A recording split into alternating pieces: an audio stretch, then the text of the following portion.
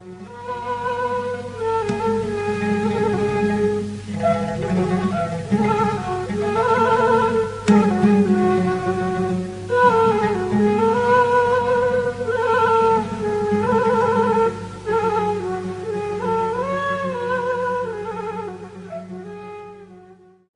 दिन जब बुलावा हो तो टीलों पर ही बैठना मिल जाए। अहले नजारा में तो शामिल हो। वो बुढ़िया कहती है मिस्र में जब यूसुफ अलैहिस्सलाम की बोली लग रही थी, हिकायत एक बुढ़िया अट्टी सी लेके कपास की एक अट्टी होती है वो लेके धागे की अट्टी आ गई। माई तुम कैसे आई हो? मैं यूसुफ अलैहिस्सलाम को खरीदने आई हूँ, मैं भी बोली लगाऊंगा। तुम्हारे पास कीमत कितनी है? ये अट्टी है। तो बूढ़ी माँ, अट्टी से तुम्हें यूसुफ मिल जाएगा? वहां तो सुना है अजीज मिस्र, बादशाह मिस्र की बीवी और बादशाह मिस्र खुद अजीज मिस्र, वो भी आज बोली लगाने के लिए। सुना है आज बाजार मिस्र में बादशाह भी आ रहा है बोली लगाने के लिए। तुझे अट्टी से क्या मिलेगा? वो काफले वाले कुएं से उठा के ले आए थे ना ताजे। तो सुना बादशाह खुद आ रहा है बोली लगाने के लिए। आज तो कोई ऐसा सौदा है, तुझे अट्टी से क्या मिलेगा? उस बुढ़िया ने कहा, बड़ी पते की बात की, आशिकाना आरिफाना बात। उसने कहा ये मुझे भी पता है कि मेरी अट्टी से यूसुफ बोलिए नहीं मिलेगा। इतना है कि उसके खरीदारों की फहरिस्त में मेरा नाम तो आ जाए।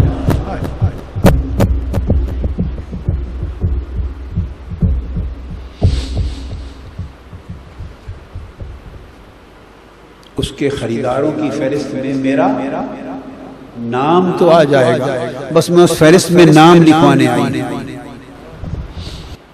उस बुढ़िया की तरफ सोचे। बाजार मिस्र में खड़ी कह रही है, मुझे पता है मेरी अट्टी से यूसुफ खरीदा नहीं जाएगा, मगर मैं उनके खरीदारों में नाम लिखा जाएगा।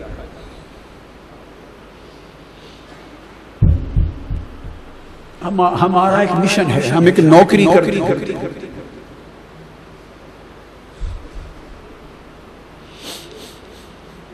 हम एक नौकरी में हैं।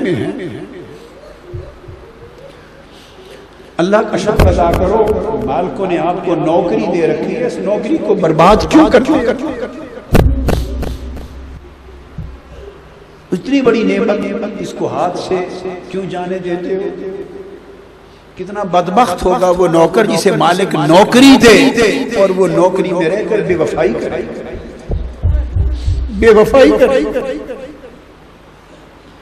जिसको मालिक नौकरी दे और वो नौकरी में होकर बेवफाई करे, कितना बदबख्त होगा वो नौकर। लिहाजा तरबियत की इब्तिदा, ये तरबियती कैंप है, मैंने इसको मजलिस ले वजहिल्लाह करार दे दिया, ये टाइटल दे दिया मैंने। इसको अच्छी तरह अपने शऊर पर मुर्तसिम करें और इसके लिए नियत को बांध लें कि जिंदगी भर ये नियत टूटने न पाए। जिंदगी भर ये नियत बोलिए टूटने न पाए। और तीसरी बात जो खत्म करने के लिए मैंने आगाज किया था, नौकरी।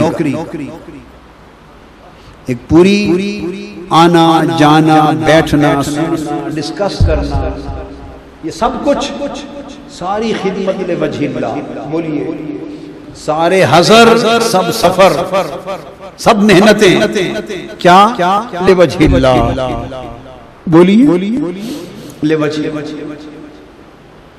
और अगर जिंदगी ले वजहिल्लाह हो जाए तो मैंने बताया कि उम्मत के, इस्लामी फौजों के, इस्लामी सल्तनतों के, फुतूहात के मामलात उम्मत की गुत्थियां नमाज में फारूक आजम सुलझाते थे और उनका सुलझाना अल्लाह की इबादत रहता था।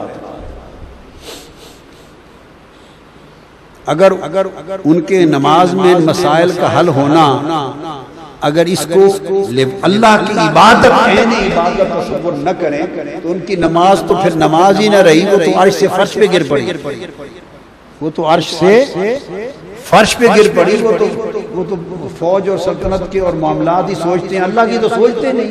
माज़अल्लाह, अस्तग़फिरुल्लाह। नहीं, हम जैसों की करोड़ों नमाजें सैयदना फारूक आज़म की एक नमाज की गर्द पर कुर्बान इबादत, उन सहाबा कराम की इबादत पे कुर्बान हमारी इबादत। मगर मैंने उसका नक्शा बताया है कि उम्मत के मसाइल हल करते उलझे हुए, और करम क्या, जो नमाज से बाहर जिनका हल न मिलता, नमाज के अंदर उनका हल मिल जाता। कि नमाज में दाखिल होते तो दरवाजा खुल जाता था। वजह ये थी कि नमाज में दाखिल होते तो एक वो दरवाजा खुल जाता जो नमाज से बाहर नहीं खुलता, वो दौरान इबादत खुलता, वो दरवाजा खुलता, फिर उस दरवाजे से हाथ उतरते। अता कौन करता हल? बोलिए, अल्लाह करता था जिसकी इबादत होती थी।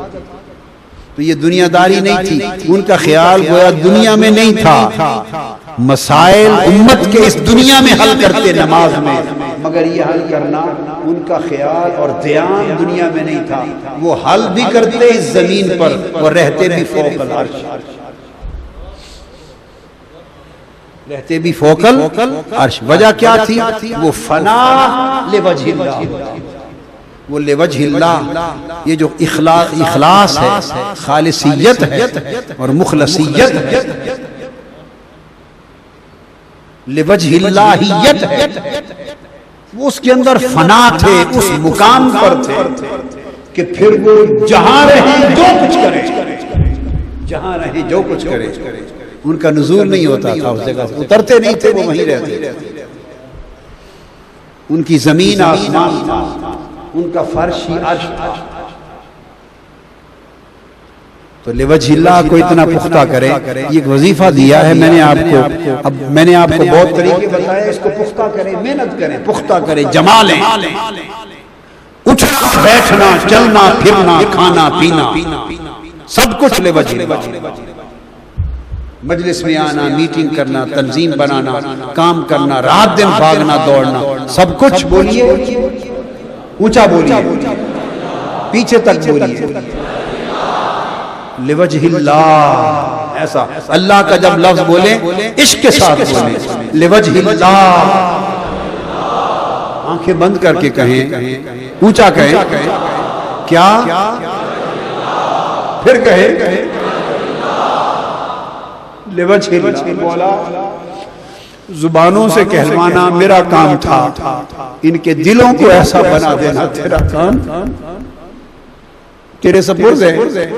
ये हमारी पूंजी है, तेरी पूंजी, तेरे बंदे, इनको तू खालिसतन लिवजहिल्लाह कर दे। जो टेढ़ है मौला तू उनको दूर फरमा दे, जो टेढ़ है तू दूर फरमा दे।